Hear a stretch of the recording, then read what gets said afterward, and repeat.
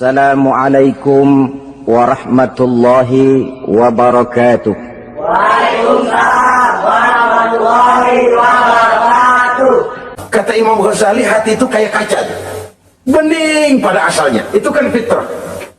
Tiap kali kita berbuat dosa, nodat, plek, plek, plek. Tapi orang yang rajin istighfar, orang yang rajin berbuat baik, noda itu dia bersihin tuh, dia lap, rek. Sehingga kaca ini walaupun dia terkena kotoran, tapi bersih lagi. Kenapa? Rajin dilap, rajin istighfar, rajin berbuat baik untuk menutupi kesalahan. Tapi kalau istighfar tidak berbuat baik, berat, itu nanti itu kotoran-kotoran di kaca itu berubah jadi tieng. Tahu tieng?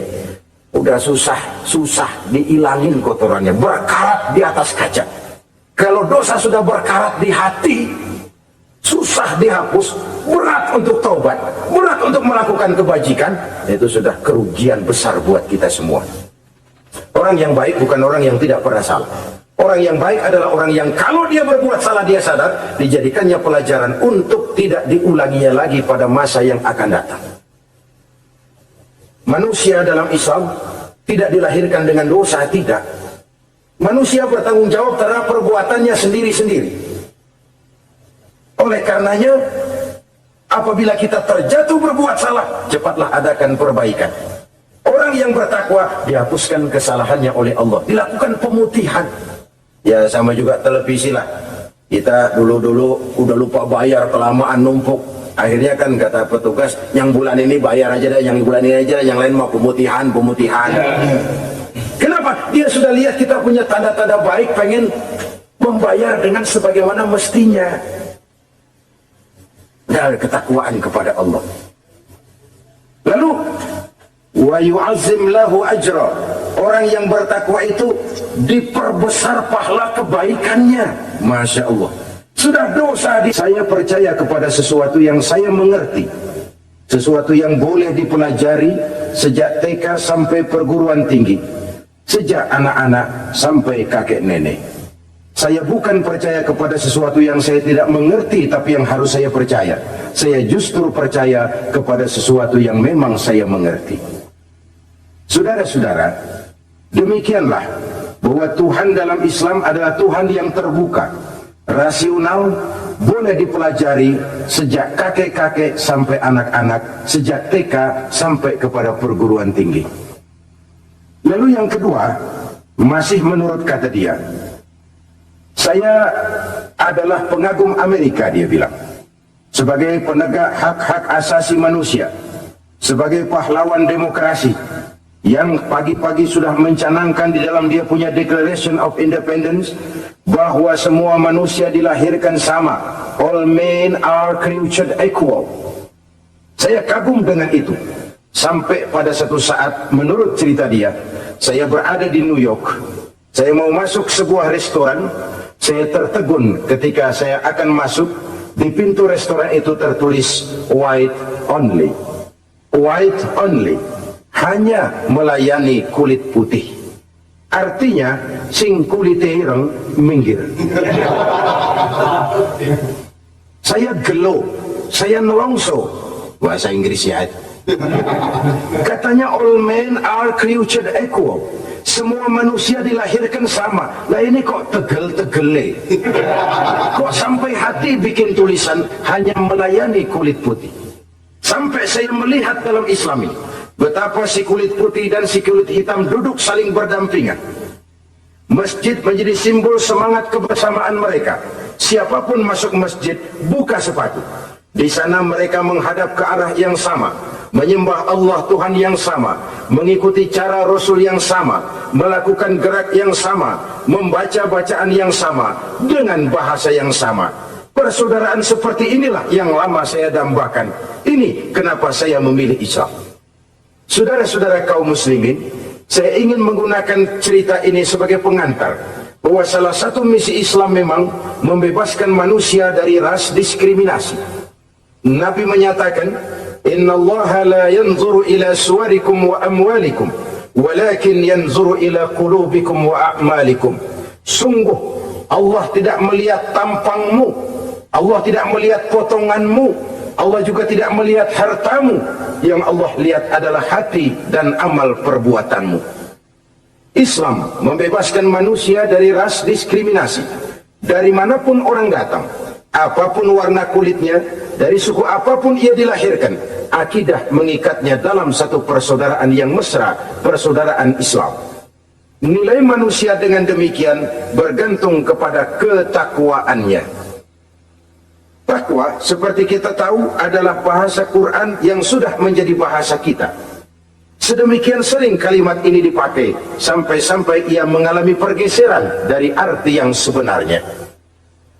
Takwa, sejauh yang kita baca dari peninggalan para ulama kita, mempunyai konotasi imtithalul awamir wajtinabun nawahi, melaksanakan seluruh yang diperintah Allah dan meninggalkan semua yang dilarangnya. Apa perbedaan prinsipnya? Kalau melaksanakan perintah itu sesuai dengan kemampuan, tapi menjauhi larangan itu mutlak. Enak kalau ada ayat jauhilah larangan Allah semampu kamu, enak. Yang semampu kita itu melaksanakan perintah, tapi kalau sudah meninggalkan larangan mutlak, jauhi, tinggalkan. Disitulah nilai ketakwaan seseorang. Ini kan enggak, karena takwa digunakan oleh semua orang, akhirnya artinya bergeser. Semua ngomong takwa. Pejabat kalau dilantik bertakwa, bertakwa, bertakwa, sampai membleh bertakwa. Setelah pelantikan mata takwa ngalor dia ngidul. Harus dikembalikan kepada pengertian asalnya. Takwa itu adalah komitmen seseorang kepada perintah Allah dan komitmen meninggalkan yang dilarangnya sesuai dengan kemampuan. Di situ nilai manusia dalam pandangan Allah. Yang tadi Nabi katakan, Allah nggak lihat potongan kita, Allah nggak lihat harta kita. Yang Allah lihat adalah hati dan amal perbuatan, dan itulah takwa itu. Maha benar Allah dengan firman-Nya yang menyatakan, inna akramakum indallahi atqakum. Yang paling mulia di antara kamu dalam pandangan Allah adalah orang yang paling bertakwa kepadanya. Sering sekali sekarang ini kalimat agama digunakan untuk maksud yang tidak sama dengan maksud agama. Ya, contoh kalimat takwa ini. Atau misalnya kita baca iklan, telah berpulang ke rahmatullah dengan tenang. Kalau dengan tenangnya sih boleh, dah, mana ada orang mati kelojotan. Tenang. Tapi ke rahmatullah. Rahmatullah itu kan artinya kasih sayang Allah. Kasih sayang Allah itu kan surga. Kalau bajingan mati, enggak ke rahmatullah pulangnya. Kalau mau jujur mestinya telah pulang ke neraka. Kalau mau jujur, kalau mau pakai bahasa netral sopan, telah berpulang. Begitu sajalah. Pulang kemana? Ya sesuai dengan amalan dia. Tapi kita kadang salah kaprah menggunakan kalimat rahmatullah untuk yang tidak baik. Termasuk di dalamnya penggunaan kalimat takwa ini. Padahal disinilah nilai manusia dalam pandangan Allah. Kalau manusia dinilai dari potongannya, bintang film nomor 1 masuk surga. Kalau manusia dinilai dari hartanya, konglomerat nomor 1, kita mau belakangan, buncit banget gitu. Allah maha benar. Yang paling mulia di antara kamu dalam pandangan Allah, yang paling bertakwa kepadanya. Nah, apa sih sifat-sifat orang takwa itu? Ini yang akan kita bicarakan pada pertemuan kali ini. Berangkat dari surah Al-Baqarah ayat 3 sampai dengan ayat 5, kita akan melihat 5 tanda orang-orang takwa itu. Apa dia? Pertama, allazina yu'minuna bil ghaib. Orang yang bertakwa adalah orang yang beriman kepada hal-hal yang gaib. Kita tahu bahwa yang ada ini kan cuma 2 saja pada hakikatnya. Pertama Allah, dan yang kedua alam. Allah adalah apa yang selain alam. Yang selain alam itu ya Allah namanya. Allah itu bukan alam, dan alam bukannya Allah. Allah disebut Khalik, alam disebut makhluk. Kemudian alam ini kan ada 2 macam. Ada alam nyata, ada alam gaib. Ada alam syahadah, ada alam gaib. Alam nyata kita sebut dengan alam fisika, dan alam gaib kita namakan dengan alam metafisika. Termasuk dalam alam gaib ini kita wajib beriman. Akhirat, alam gaib, kita percaya akhirat itu ada. Alam kubur, alam gaib, kita yakini keberadaannya. Malaikat, alam gaib. Jin, alam gaib. Setan, genderuwo, memedi, kuntilanak, tuyul, Kita percaya kepada iblis, percaya bahwa iblis itu ada. Kita percaya kepada malaikat, percaya bahwa malaikat itu ada. Dan kepercayaan ini sudah nature. Kalau kita lihat dalam dunia animisme, orang dahulu menyembah pohon sebenarnya kan karena dia percaya bahwa pohon punya kekuatan. Kekuatan itu yang disembah untuk mengharap manfaatnya atau terhindar dari bahaya yang bisa ditimbulkannya. Orang menyembah api karena percaya di balik api itu ada kekuatan. Orang menyembah lautan begitu, orang menyembah gunung begitu. Nah, Islam mengarahkan ini kepada hal-hal yang lebih konkret. Percaya kepada alam gaib, bahwa di balik alam nyata ini ada alam yang tidak nyata. Apakah itu namanya akhirat, alam barzah, malaikat, jin, itu semua termasuk di dalam alam yang gaib. Orang yang bertakwa, alladzina yu'minuna bil ghaib, dia percaya kepada yang gaib-gaib itu. Percaya tentang adanya. Bukan percaya kepada iblis lalu ngikutin si iblis, bukan. Kita percaya yang namanya iblis itu ada, setan itu ada, jin itu ada, malaikat itu ada, alam kubur itu ada. Sebagai makhluk yang diciptakan oleh Allah, dan Allah sebagai khalik. Baik alam syahadah, baik alam gaib, penciptanya tetap Allah subhanahu wa ta'ala. Allah menciptakan siang, Allah ciptakan malam, Allah ciptakan yang baik, Allah ciptakan yang tidak baik. Apa perlunya? Ada manfaatnya untuk keseimbangan dalam alam ini. Manusia kan diberikan kebebasan, bahwa segala sesuatu sudah ditentukan Allah memang, tapi kan tidak diberitahukan ke kita. Alam naj'al lahu 'ainaini wa lisana wa syafatain. Bukankah kami berikan kamu dua mata, dua telinga, lidah? Bukankah kami berikan kamu kemampuan untuk berpikir?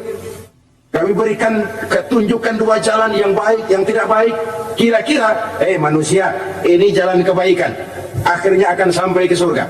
Ini jalan kejahatan, akhirnya akan sampai ke neraka. Silakan kamu memilih. Agar kamu tidak salah pilih, kami berikan otak. Kami turunkan Rasul, kami turunkan wahyu, kami turunkan agama. Kalau sudah semikian komplitnya, masih salah pilih juga, emang dasar rezeki bonyok. Dikasih otak, diturunkan Nabi dan Rasul, diturunkan wahyu, ditunjukkan jalan kebenaran. Malahan, kata Imam Mustafa Al-Maraghi, Allah memberikan petunjuk kepada kita itu bertahap. Pertama diberikan yang namanya hidayatul ilham, insting. Insting ini tingkatan dasar yang sangat diperlukan oleh manusia. Kita bisa lapar, kita bisa sedih, kita bisa gembira, kita bisa nangis, kita bisa ketawa. Enggak ada yang ngajarin. Belum pernah saya melihat ada kursus ketawa, belum pernah. Belum pernah ada akademi pertangisan, enggak ada. Itu insting yang kita bawa sejak lahir. Dan anehnya, ketawa tiap orang enggak sama, nangis tiap orang enggak sama. Itu insting. Bayangin kalau gitu nggak ada. Kita nggak bisa sedih, nggak bisa gembira, kita nggak bisa ketawa, nggak bisa nangis. Polos hidup ini, kayak boneka. Nggak ada insting. Nah, ini juga diberikan kepada binatang. Binatang kan cuma instingnya insting rendah. Binatang marah bisa marah. Tapi perasaan mulia binatang nggak punya. Kepengen dipuji, kan kagak ada binatang. Dia cuma punya perasaan-perasaan rendah. Marah, tahu kebo kita sodok, marah dia. Perasaan rendah, lapar, binatang punya. Kenyang, binatang punya. Tapi perasaan tinggi, binatang nggak punya. Kepengen hidup lebih baik, nggak ada. Kepengen hidup terhormat, nggak ada. Senang kalau dipuji, nggak ada. Coba ada kebo kita puji habis-habisan, diam aja dia. Waduh, lu bukan main, hebat bener. Ya tetap aja kebo. Atau kita caci maki, nggak bakal dia marah. Ini perasaan tinggi, ingin lebih baik, ingin lebih terhormat, senang kalau dipuji, marah kalau dicaci. Itu perasaan tinggi yang hanya diberikan kepada manusia. Manusia dipuji, senang, dicaci, marah. Orang kita puji walaupun, wah kamu hebat bener, walaupun dia bilang, ah kamu bisa aja, tapi kupingnya tetap aja mekar. Senang kalau dipuji. Insting yang rendah diberikan juga kepada binatang, tapi bukan insting yang tinggi. Ini petunjuk pertama. Dengan itu kita punya perasaan dasar untuk mengagumi, untuk sedih, untuk gembira dan sebagainya. Setelah insting kita diberikan panca indera yang kerjanya juga nggak sama. Penciuman dengan pendengaran, dengan penglihatan kan nggak sama. Yang enak buat kuping belum tentu enak buat hidung. Orang buang angin kalau ditinjau dari segi bunyi enak buat kuping, tapi hidung kan kelabakan. Kerjanya nggak sama. Panca indera ini penting sebagai kesiapan untuk melayani insting. Persiapan melayani insting. Cukupkah? Tidak. Binatang juga diberikan panca indera. Bahkan kadang-kadang panca indera binatang lebih tajam daripada panca indera manusia. Nah, lalu diberikan yang ketiga, ini yang membedakan manusia dari binatang. Apa? Hidayah berupa akal, pikiran. Dengan ini, coba kita lihat. Manusia bikin rumah, burung bikin rumah. Tapi bandingkan, rumah burung dari tahun atu, ya gitu-gitu aja. Tapi rumah manusia, Masya Allah, modelnya macam-macam. Ada yang kita dari jauh nggak ngerti, ini celengan apa rumah orang ini, bundar begini.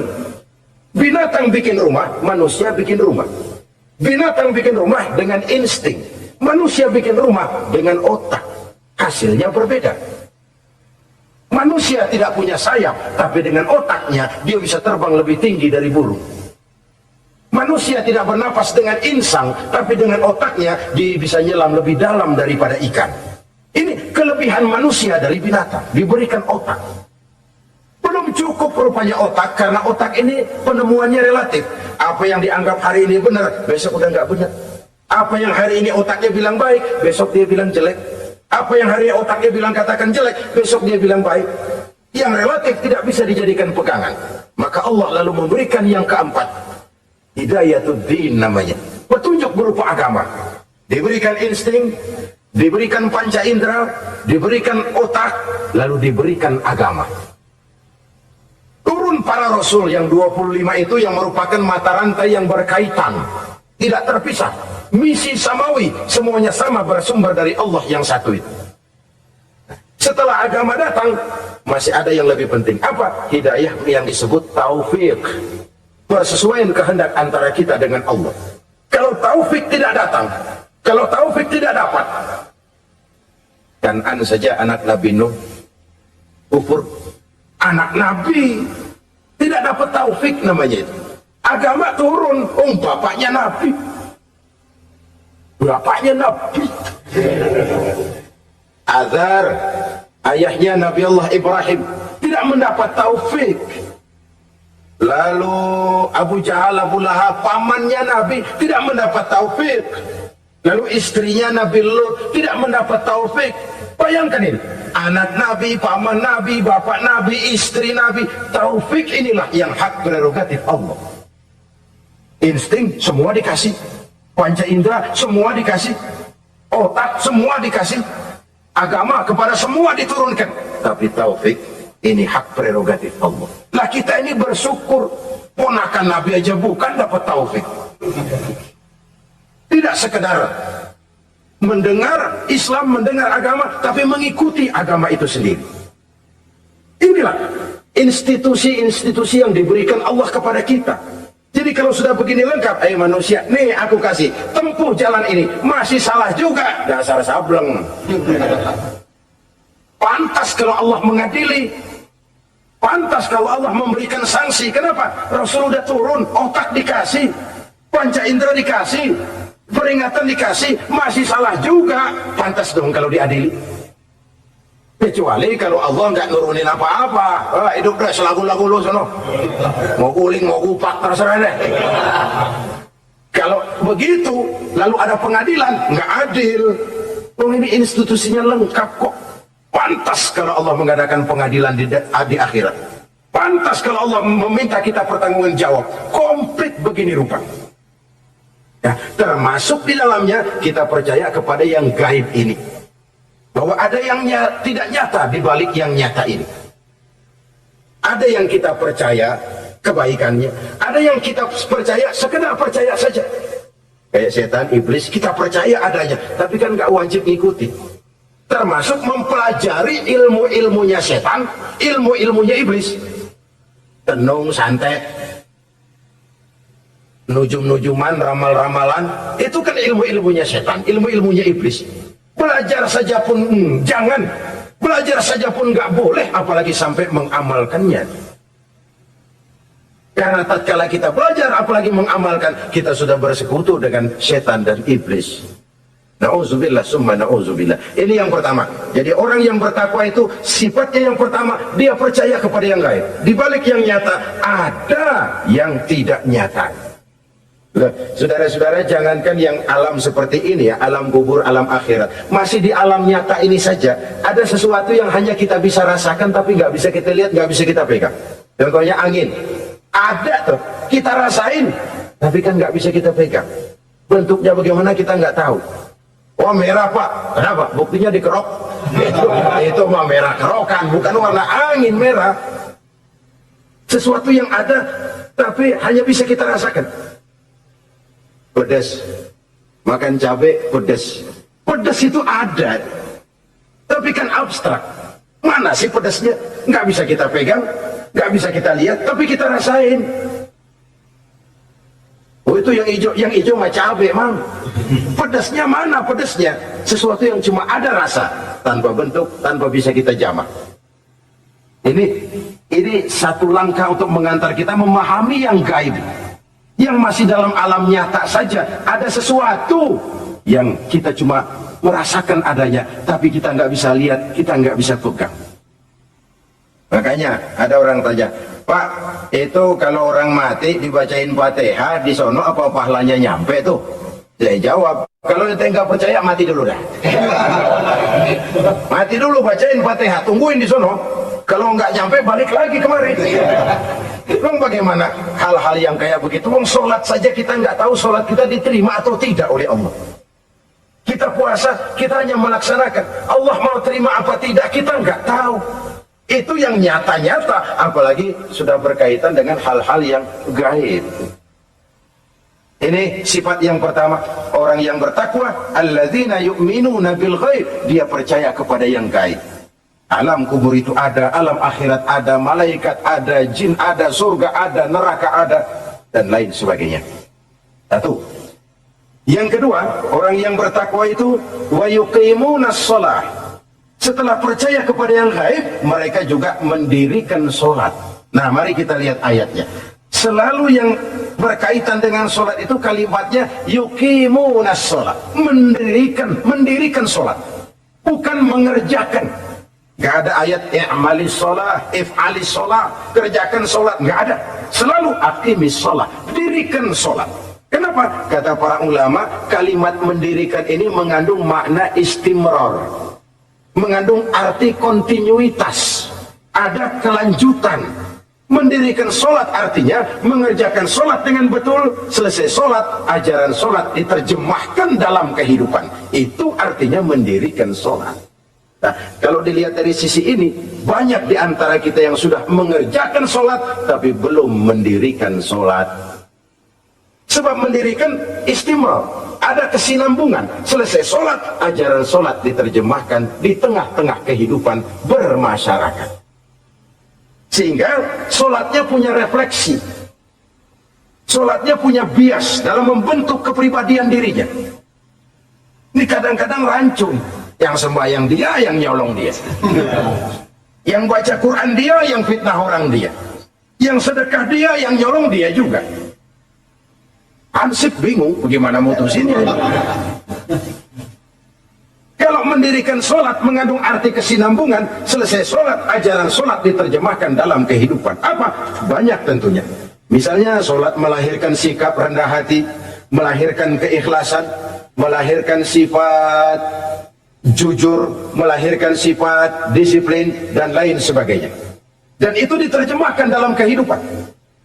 Kita lihat, ini anggota badan kita yang paling terhormat kan kepala. Kalau bercanda sama teman, dipegang tangan, kita masih senyum.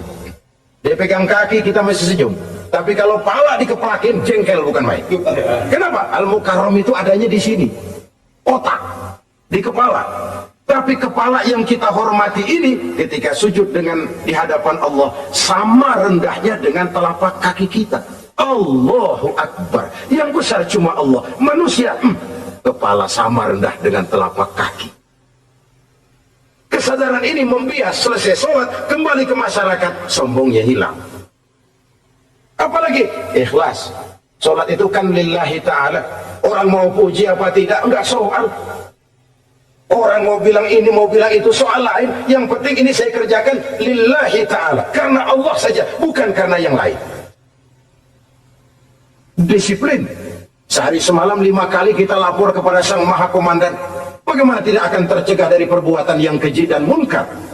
Seorang prajurit saja, kalau sehari semalam 5 kali dia lapor kepada komandannya, saya yakin dia tidak akan sempat melaporkan yang tidak baik. Pantas kalau Al-Quran memberikan jaminan, sholat mampu mencegah manusia dari perbuatan yang keji dan munkar. Masih ada yang tanya, Pak, katanya sembahyang mencegah orang berbuat jahat. Iya, teman saya kok sembahyang nyolong ayam. Bagus, sembahyang nyolong ayam. Coba nggak sembahyang, nyolong motor. Gedean lagi yang dicolong. Dan sebenarnya itu bukan jawaban, itu cuma logika saja. Yang benar adalah sholatnya belum berfungsi. Dia baru mengerjakan sholat, belum mendirikan sholat. Inilah yang kalau kita jujur mau bicara, inilah problem kita sekarang ini. Mengislamkan orang Islam. Bagaimana dari mengerjakan sholat kita menjadi mendirikan sholat.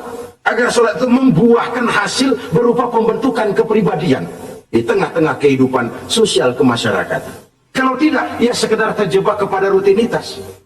Pergi haji begitu, pulang haji bikin gila. Masuk Ramadan begitu, selesai Ramadan ya tetap begitu. Ibadah tidak memberikan bias dalam pembentukan pribadi. Itulah sebabnya digunakan kalimat yuqimunas sholat, mendirikan sholat yang mengandung arti berkesinambungan. Selesai sholat, jiwa dan semangat, ajaran dan filsafat sholat diterjemahkannya dalam kehidupan sehari-hari. Saudara-saudara kaum muslimin rahimakumullah. Sifat yang ketiga dari orang takwa adalah wa mimma razaqnahum yunfiqun. Mereka menginfakkan sebagian dari rizki yang diberikan Allah kepada mereka. Rizki menurut definisi yang diberikan para ulama kita, ar-rizqu bimakna al-ata hissiyan kana aw ma'nawiyan. Rizki adalah pemberian, baik yang abstrak maupun yang konkret. Selama ini kita sering mengartikan rizki hanya dalam bentuk uang, sehingga rizki kita dibatasi oleh pengertian kita sendiri.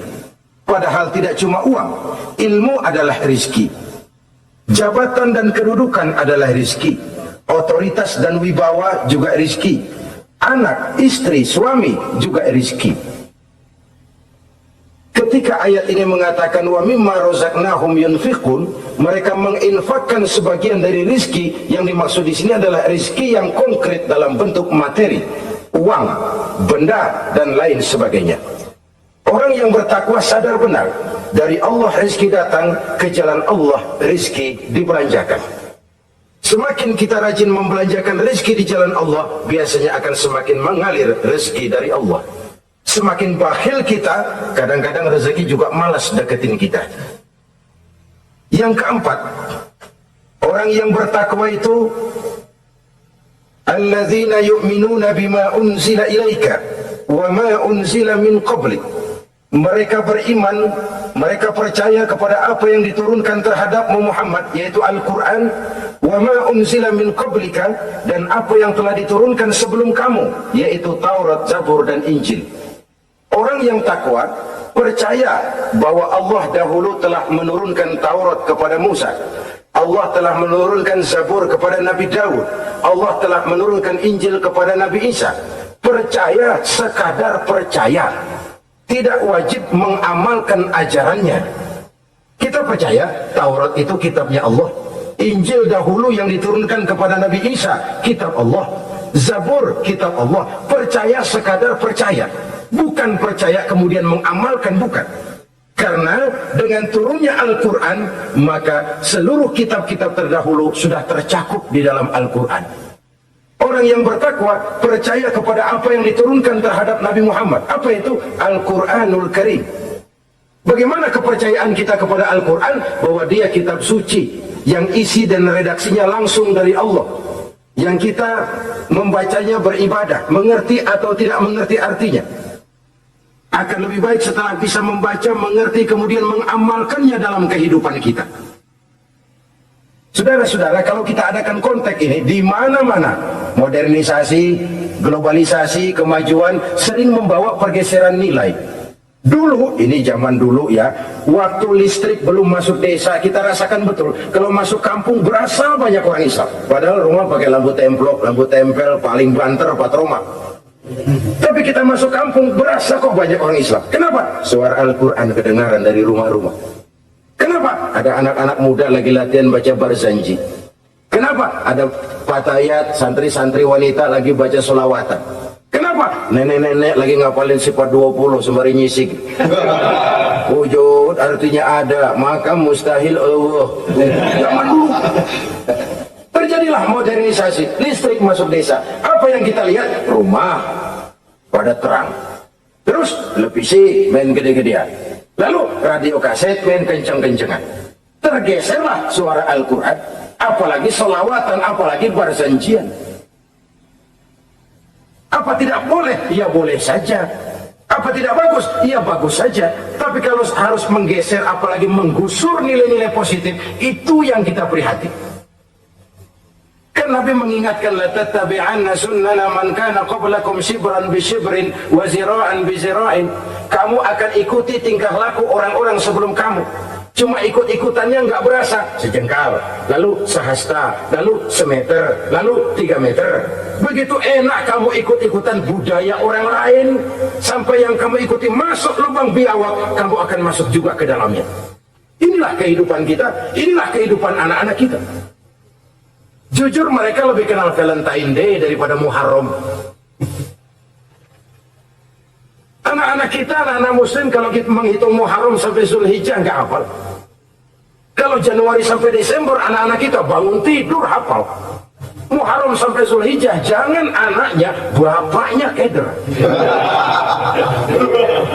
Kita hanyut oleh budaya-budaya yang, ya bukan saya katakan bukan tidak baik, tapi kalau harus menggeser, apalagi menggusur yang ada kaitannya dengan nilai agama, ini kan ironi. Ikut-ikutan kita sejengkal, semeter, sampai yang diikutin masuk lubang biawak, udah kadang asing ikut, ya ikut juga nyemplung ke dalamnya. Orang sering katakan mula-mula dari nama dulu nih, yang kagak begitu kelihatan pengaruhnya. Mula-mula malu pakai nama yang berbau Quran, malu pakai nama yang berbau Islam. Dari nama nanti dia pindah ke pakaian, dari pakaian dia pindah ke pergaulan. Kalau sudah pindah ke pergaulan, dikhawatirkan pindah agama pun nggak terasa. Wah, semua agama sama, semua agama bagus. Lalu bagaimana? Bagaimana musimnya aja. Ironi, menyedihkan, memilukan, bahkan memalukan. Yang tidak boleh kan fanatik kepada guru, yang tidak boleh kan fanatik kepada suku.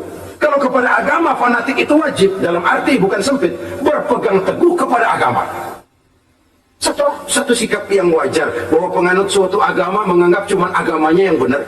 Itu sikap setiap penganut agama. Orang Kristen begitu, orang Hindu begitu, orang Buddha begitu. Kenapa kalau orang Islam begitu lalu dianggap ekstrim? Sebagai Muslim saya yakin cuma Islam yang benar. Kristen juga akan bilang begitu. Kristen yang benar, Buddha juga akan bilang begitu. Ini fanatisme, dan wajar penganut suatu agama menganggap cuma agamanya yang benar. Yang lain juga bersikap begitu, tapi kalau Islam saja yang bilang ekstrim katanya. Dunia internasional sendiri kadang-kadang kalau sudah ekstremis, teroris, kok cepat sekali alamatnya ke Islam. Saudara-saudara kaum muslimin rahimakumullah, saya kembali kepada soal kita. Begitu enak kamu ikut-ikutan, yang kamu ikuti masuk ke lubang biawak, kamu akan ikut juga masuk ke dalamnya. Maka hati-hati bergaul, maka hati-hati memilih teman, maka baik teman pergaulan, lebih-lebih teman hidup. Karena orang sering bilang cinta itu love is blind katanya ya, cinta itu kotok, cinta itu buta, cinta itu lamur, nggak bisa bedain coklat, nggak bisa bedain yang lain-lain. Orang sering kehilangan pertimbangan. Demi cinta akidah terjual, demi cinta akidah tergadai. Tidak ada kemalangan yang paling malang kecuali kalau kita harus berpisah dengan akidah. Sebab itu modal dasar. Nah, orang yang bertakwa, dia beriman kepada Al-Quran. Beriman kepada Quran artinya apa? Menjadikan Quran sebagai imam dan dia sebagai makmum. Konsekuensinya makmum harus ikut imam. Selain Quran dia percaya kepada Injil, kepada Zabur, kepada Taurat. Dilihat dari sudut ini, umat Islam itu lebih toleran loh. Orang lain yang megang Injil nggak bakal percaya kepada Quran. Orang lain yang memegang Taurat nggak akan percaya kepada Quran. Tapi orang yang megang Quran, dia percaya kepada Injil, dia percaya kepada Taurat. Dari sudut ini kan kita lebih toleran. Allah dahulu menurunkan Injil kepada Isa. Yang Injil itu yang kita percaya. Yang Allah turunkan kepada Isa. Yang Allah turunkan Taurat kepada Musa. Bukan yang telah terkena intervensi dan investasi manusiawi. Dan percaya pun terbatas percaya kepada adanya, bukan kepada mengamalkannya. Kenapa? Karena ordernya udah lewat. Kita percaya Bung Karno adalah presiden pertama Republik Indonesia. Tapi kan udah lewat. Udah lewat. Kita percaya Bung Karno presiden pertama Republik Indonesia. Tapi kan udah lewat, udah selesai. Begitulah kita mempercayai Taurat, mempercayai Injil, ada, kita percaya, tapi kan udah selesai misinya. Yang berlangsung sampai akhirat nanti adalah Al-Quranul Karim. Orang yang bertakwa meyakini itu. Ini yang keempat. Yang kelima, wabil akhirati hum yuqinun. Mereka yakin, orang bertakwa ini, kepada adanya akhirat. Kalau itu kan gampang, semua orang juga yakin. Loh, bukan sekedar yakin, sekedar percaya. Ya, percaya kepada Allah, percaya kepada akhirat, pokoknya percaya. Bagaimana? Ya begitu, pokoknya percaya. Bukan itu. Kepercayaan yang memberikan refleksi. Iya ya, akhirat ada. Ada hidup sesudah mati, ada akhirat sesudah dunia. Saya memang benar kepengen cepat kaya, tapi kalau nipu orang nanti di akhirat bagaimana? Ini loh. Saya memang benar kepengen cepat naik pangkat, tapi kalau mesti jilat atas injak bawah, sikut kiri kanan, teman jadi lawan, lawan jadi teman, di akhirat saya bagaimana? Ini loh percaya akhirat itu. Saya memang benar kepengen cepat kaya, tapi kalau makan renten nanti di akhirat bagaimana? Kepercayaan yang mewarnai gerak kehidupan. Kalau percaya sekedar percaya, yang buta campur budak juga percaya akhirat ada. Tapi kan kepercayaan yang memberikan refleksi, mewarnai gerak hidup kita. Loh, enggak gitu. Orang yang percaya akhirat itu gayanya enggak gitu. Orang yang percaya akhirat itu sikapnya enggak gitu. Orang yang percaya akhirat jalannya enggak gitu. Orang yang percaya akhirat ngomongnya enggak asal ngomong. Kepercayaan yang memberikan refleksi terhadap gerak hidup. Nah, ini refleksi dari sifat-sifat takwa. Saudara-saudara, kalau itulah sifat-sifat orang takwa, lalu terhadap mereka yang takwa ini, karunia apa yang diberikan Allah? Apa keutamaan mereka? Mari kita kutip beberapa ayat. Pertama, ini janji Allah ya. Wa may yattaqillaha yaj'al lahu makhraja. Siapa yang bertakwa kepada Allah, maka ia akan diberikan jalan keluar dari segala macam kesulitan. Masya Allah. Orang takwa itu kan orang yang dekat dengan Allah. Kalau sudah dekat dengan Allah, everything is running well. Apa yang nggak selesai? Impossible, kata otak. Tidak mungkin, kata rasio. Mana bisa menurut kebiasaan. Tapi orang yang takwa selalu saja ada jalan keluar. Selalu diberikan Allah jalan keluar. Ini yang faktor yang irasional, faktor yang non komputer, faktor yang samawi. Allah yang mau, ada saja jalan keluar. Coba. Waktu terjadi peristiwa hijrah, Masya Allah, Rasulullah itu sudah dikepung rapat, rumahnya pagar betis. Jangan manusia, tikus saja nggak bisa lewat. Rapat di pagar betis. Kesepakatan sudah jelas, membunuh Muhammad bersama-sama. Apa yang terjadi? Ketika Nabi keluar, buka pintu. وَجَعَلْنَا مِنْ بَيْنِ أَيْدِيهِمْ سَدًّا وَمِنْ خَلْفِهِمْ سَدًّا فَأَغْشَيْنَاهُمْ فَهُمْ لَا يُبْصِرُونَ. Di depan, belakang, di kiri, kanan mereka kami jadikan dinding. Kami butakan mereka. Mereka enggak lihat Muhammad keluar dari rumahnya. Allah berikan jalan keluar. Padahal Quraisy siaga satu, pita merah, apel siap, mata menteleng, Nabi lewat enggak kelihatan. Persis ikan bandeng. Ikan bandeng kan melotot, colok dia maju. Enggak lihat apa-apa. Yaj'al lahu makhraja. Allah berikan jalan keluar dari berbagai macam kesulitan. Sesuatu yang menurut kita, aduh udah deh, nyerah dah, nggak bisa dah. Tapi orang yang takwa kepada Allah, Allah janji, Allah lah yang janji ini, Yaj'al lahu makhraja. Allah akan berikan jalan keluar dari segala macam kesulitan. Kenapa? Dia dekat dengan Allah. Orang yang kayak begitu yang kita takut itu. Doanya ngebul kata anak-anak. Permohonannya didengar, ratapannya dipenuhi. Allah berikan dia jalan keluar. Ada saja jalan keluarnya. Ini keistimewaan pertama dari orang yang takwa itu. Lah kalau Allah yang ngasih jalan keluar, siapa yang bisa mencegah jalan orang kayak begitu? Di pagar betis lolos, di Gua Sur Quraisy sampai ke Gua Sur mencari Nabi. Kalau mereka nengok aja kelihatan. Apa yang terjadi? Dilalah, dadakan. Burung bertelur di bibir goa, laba-laba bikin sarang di bibir goa. Quraisy mikir kalau Muhammad masuk kemari telur berantakan, rumah laba-laba hancur ya. Nggak mungkin dia ke sini, cari ke tempat lain. Rumah laba-laba yang rapuh mengagalkan usaha Quraisy yang gagah perkasa. Yaj'al lahu makhraja. Allah berikan jalan keluar. Ini yang pertama. Yang kedua, wa yarzuqhu min haitsu la yahtasib. Allah berikan rezeki dia, orang yang takwa ini, dari jalan yang tidak disangka-sangka. Rezekinya mengalir. Kenapa? Dia dekat dengan Allah. Allah Maha Kaya. Kadang-kadang ini orang kerjaannya sujud doang, mengangkat tangan, rezekinya ada aja. Allah yang kaya, Allah yang Maha Tahu. Orang yang takwa walaupun gajinya kagak ada, penghasilannya gede. Allah yang memberi. Jangan lupa itu ada gaji, ada penghasilan. Kalau gaji kan ada ukurannya. Kadang-kadang ada orang gajinya kecil, penghasilannya gede. Pokoknya jadi lurah musim gusuran. Itu penghasilan. Kalau gaji bisa diukur, tapi penghasilan gede lah. Kalau semeter komisinya sekian kan gede penghasilan. Ada juga yang memang gaji gede, penghasilan gede. Ini pejabat-pejabat yang banyak sikutannya tuh. Saudara-saudara kaum muslimin, orang yang bertakwa itu yarzuqhu min haitsu la yahtasib. Allah berikan rezeki lewat jalan yang dia nggak sangka-sangka. Ada aja jalannya. Nggak punya duit tapi haji bisa pergi. Nggak punya duit tapi ya hidupnya wajar. Tamu datang balahan. Pernah itu ada tamu di Jawa Timur sana datang ke rumah seorang kiai, ratusan tamu dikasih makan semua. Padahal kiai rumahnya gede. Tamu ada yang dalam hatinya nyeletuk, ini kiai bisa ngasih makan orang satu rombongan banyak begini, duit dari mana ini? Dalam hatinya, disamperin sama kiai, kamu jangan buruk sangka, ini rezeki halal. Bukan cuma rezeki, dia bisa ngerti hati orang. Mukasyafah, Allah bukakan apa yang Allah nggak bukakan buat orang lain.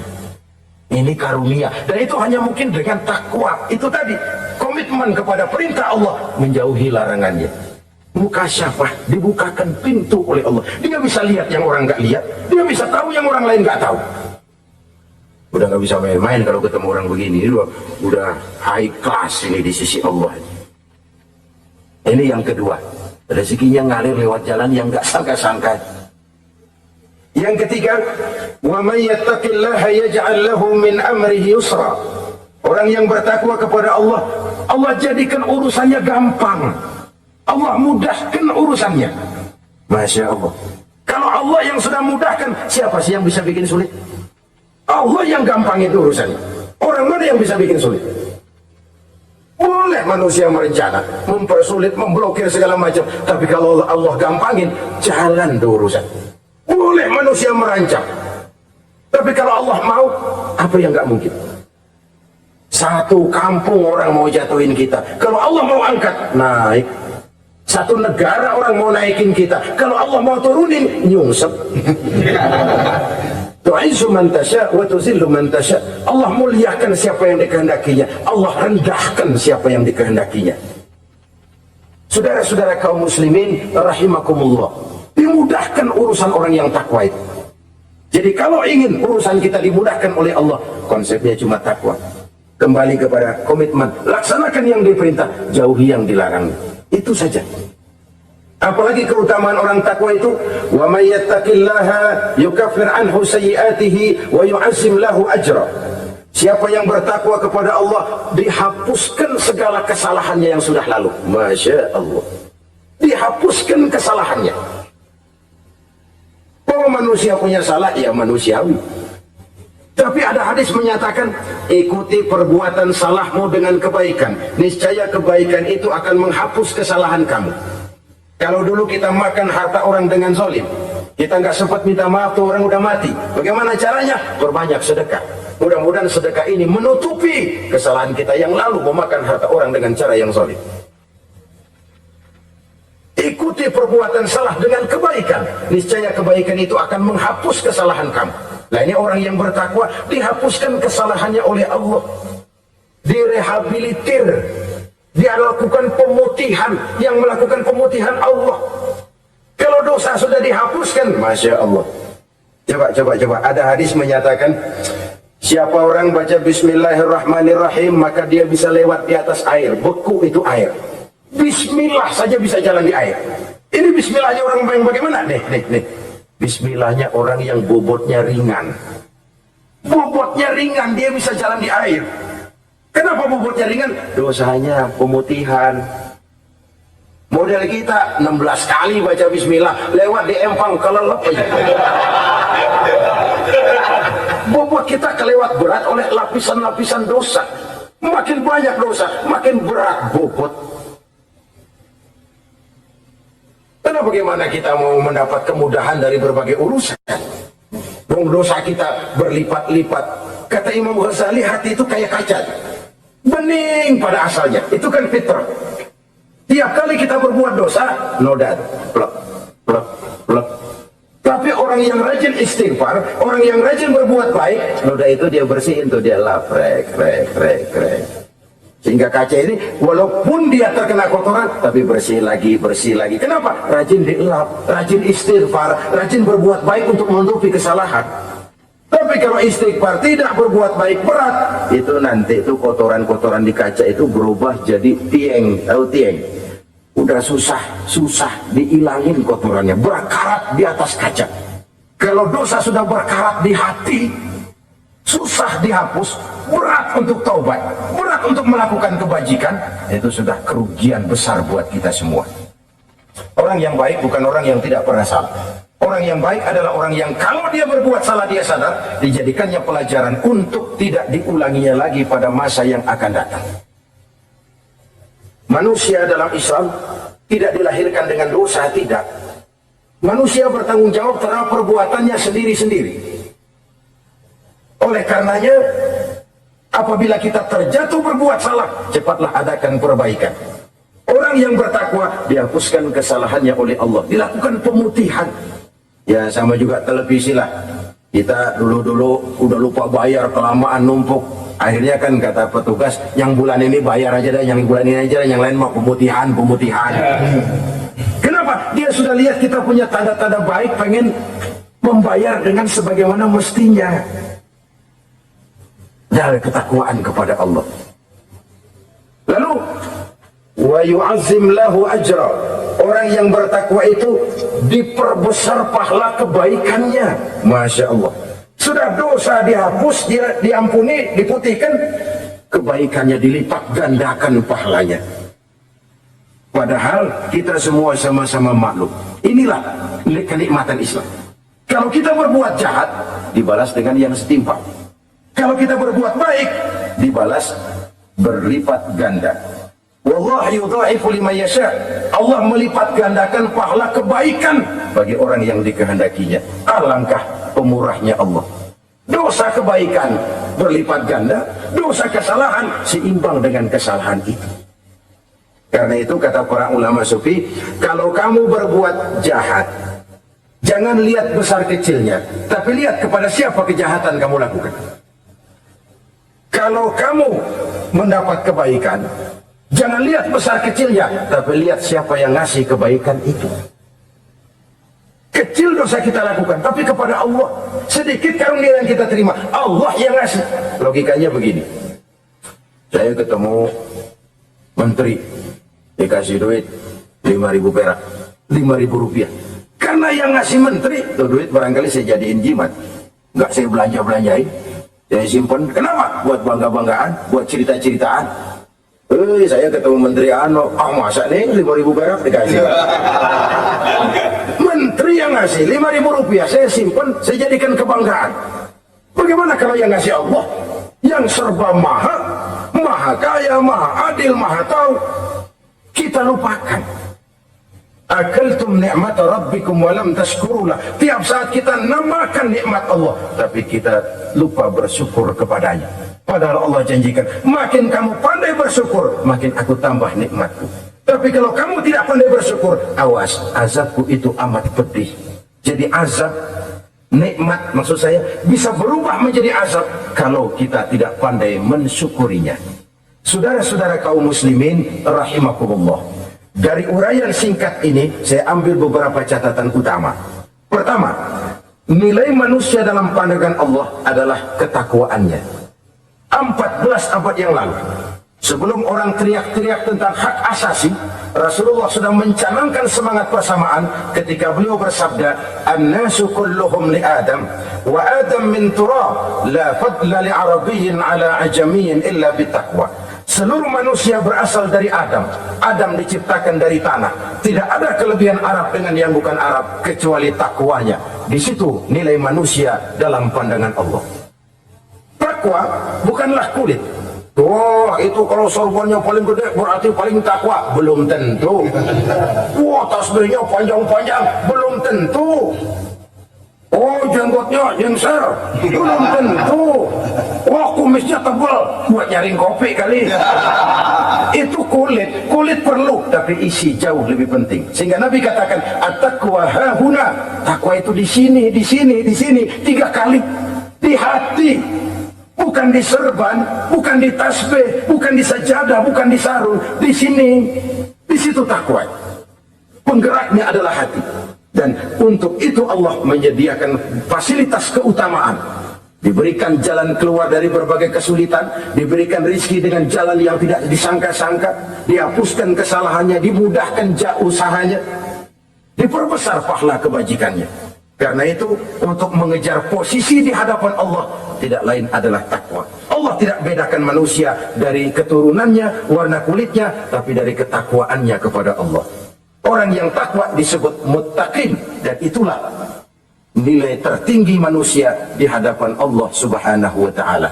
Semoga kita diberikan kekuatan untuk mencapai martabat takwa ini dan mendapat keutamaan-keutamaan seperti yang dijanjikan